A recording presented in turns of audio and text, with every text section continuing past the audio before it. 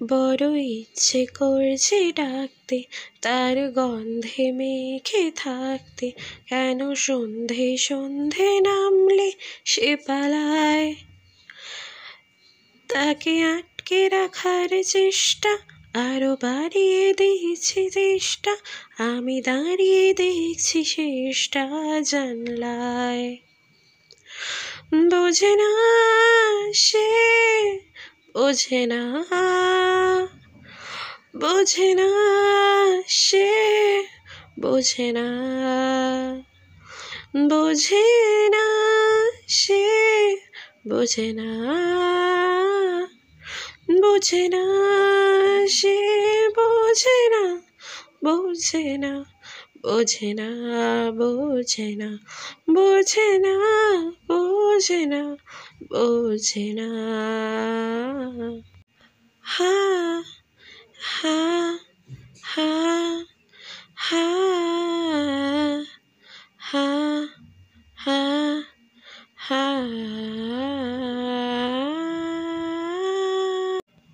পায় স্বপ্ন স্বপ্ন লগ্নে, তার অন্য অন্য ডাক নাম, তাকে নিত্য নতুন যত্নে কি সাজায়। সব স্বপ্ন সত্যি হয় কার, তবু দেখতে দেখতে হারছি, আর হারছি যেদিকে আমার দু চোখ চায়। বোঝে না সে, বোঝে না,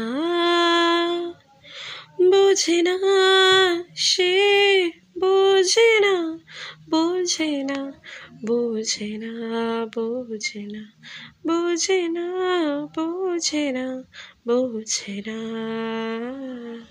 জাংকুকের গান শেষ হতে একটা দুটো করে সবাই হাততালি দিয়ে উঠল। জাংকুকের গান পুরো অনুষ্ঠানের আনন্দ আরো বাড়িয়ে দিল। জাংকুক গান ছেড়েছে অনেক বছর হলো, পুরনো স্মৃতি তার বুকে ঘায়েল করছে বারবার।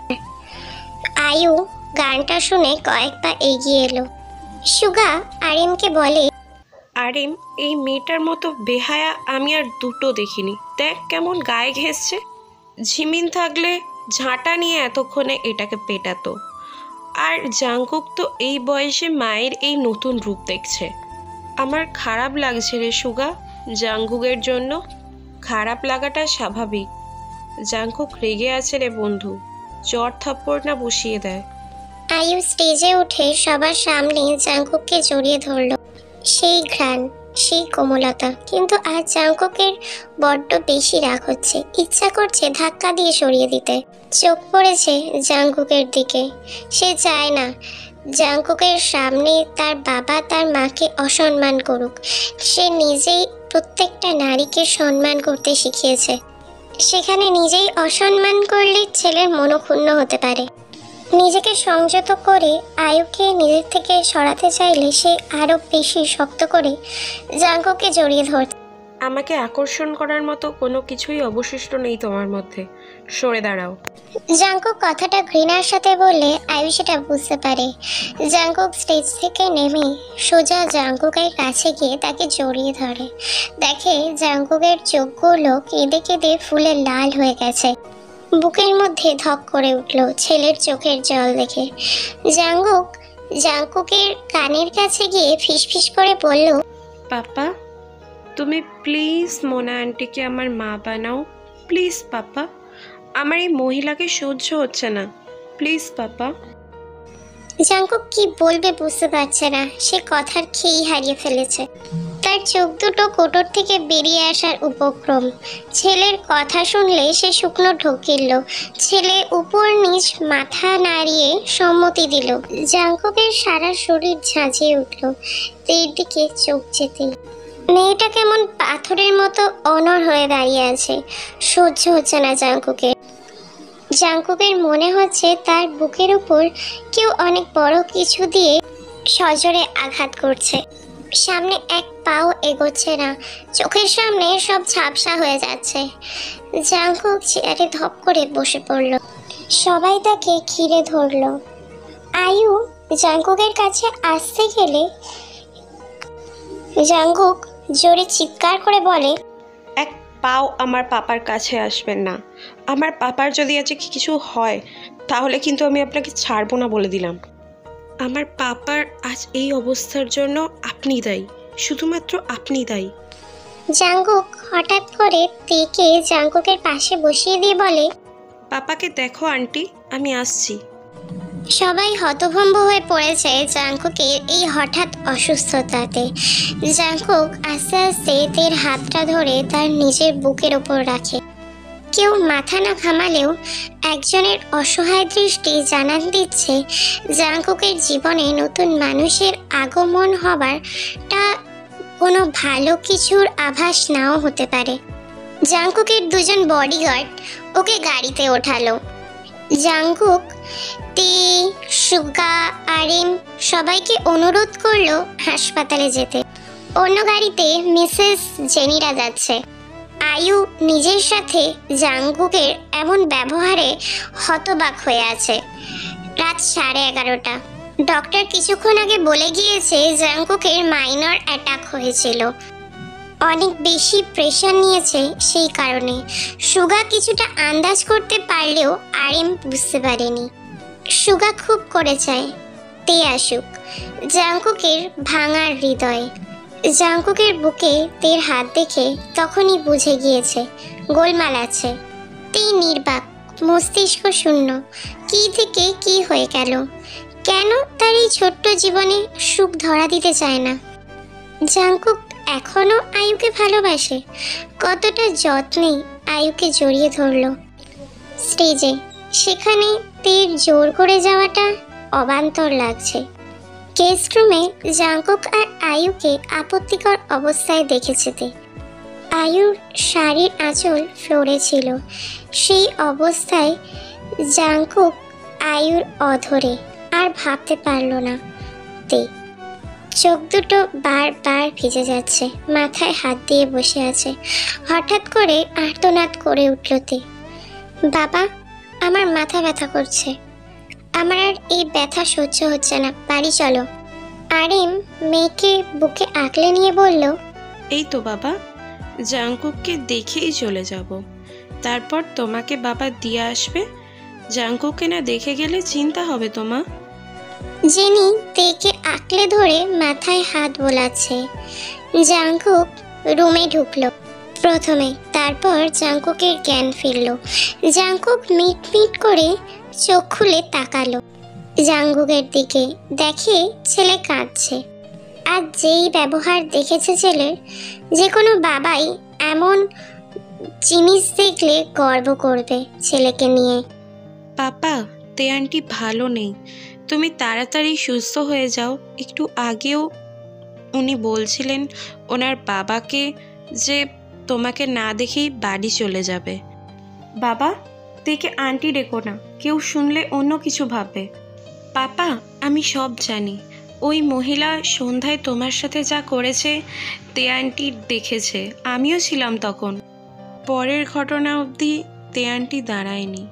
আমি অনেকবার বলতে চেয়েছিলাম তুমি ভুল দেখেছো, কিন্তু চোখ দুটো যদি আজ আর না খুলতো, কেন শ্বাস এলো শরীরে, কেন আজই দুনিয়া ছেড়ে চলে গেল না, কেন আবার মানুষটার মুখোমুখি হতে হবে?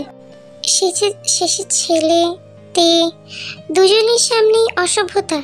ছি ছি। আজ আয়ু যা করেছে সেটা দেখলে যে কেউ ভাববে জাঙ্কুক অসভ্য। আত্মসংবরণের ক্ষমতা নেই জাঙ্কুকের, আর কিছু ভাবতে পারছে না। জাঙ্কুকের শরীর আবার খারাপ হওয়া শুরু করেছে, জোরে জোরে শ্বাস নিচ্ছে। এত অসম্মান ধিক্কার নিজেকে কখনো করেনি। নিজের ব্যক্তিত্বের ওপর নিজেরই আত্মবিশ্বাস ছিল, আজ সব এক নিমিষে হারিয়ে গেছে। জাঙ্কুক নার্সকে ডাকলেই নার্স জাঙ্কুককে বের করে দিল রুম থেকে। রুমে এসেই দরজা আটকে জানলায় হেলান দিয়ে বসে আছে চুপচাপ। আজ মনে হলো সত্যিই জাঙ্কুকের ওর প্রতি কোনো অনুভূতিই নেই, যা ছিল সবই সহানুভূতি। এর জন্যই জোরে জোরে হেসে দু একটা কথা বলতো। এসব নিয়ে ভাবা ঠিক না, তাই তে বেডসাইডের টেবিলের ড্রয়ার থেকে অ্যান্টি ডিপ্রেশনের ট্যাবলেট বের করে দুটো খেয়ে নিল। গত 3 বছর এগুলো খাচ্ছে, বাবা জানে না। মাঝে কিছুদিন এগুলো বন্ধ ছিল। জাঙ্কুকের সাথে কথা বললে মন ভালো থাকতো, ওই সমস্ত ওষুধের প্রয়োজনই পড়েনি। ভালোবাসা মানেই মোহ, যে মোহে ডুবে তার মন অনুভূতি আজ সবই নিঃস্ব। ভালো থাকুক জাঙ্কুক। দরজার কড়া নাড়ার শব্দে দরজা খুলে দাঁড়িয়ে দেখে রোজ দাঁড়িয়ে দাঁড়িয়ে কাঁদছে। পিপি, তুমি কাঁদছো কেন? জানিস মুনিয়া, আমার না সহ্য হয় না জাঙ্কুকদার সাথে ওই আয়ুকে। শুধু রোজের মুখের দিকে তাকিয়ে আছে, কি বলবে বুঝতে পারছে না। দুজনেরই তো আজ একই অবস্থা। আয়ুর শরীর জ্বলছে, সামান্য ঠোঁটে কিস করাতে গালে সজোরে থাপ্পড় মারলো। জাঙ্কুককে দেখে নিজেকে সংযত করতে পারেনি আয়ু। দিন দিন আরো সুদর্শন হচ্ছে জাঙ্কুক, সাথে ছেলেটাও কত বড় হয়ে গেছে। এই জাঙ্কুককেই তার চাই, এত সুনাম চারিদিকে তার, এত বিখ্যাত একজন মানুষ যার সান্নিধ্যে আসতে সারা মেয়েরা আকুল হয়ে আছে, সেই মানুষকে কিনা সে অগ্রাহ্য করলো। কিছু একটা ভেবে জাঙ্কুকের ফোনে মেসেজ করলো। টুংটাং আওয়াজ আসলো তের ব্যাগ থেকে। এটা তো তের ফোনের আওয়াজ নয়। ব্যাগে হাত দিয়ে দেখে জাঙ্কুকের ফোন। তখনই মনে পড়লো জাঙ্কুক তাকে সামলে রাখার জন্য দিয়েছিল।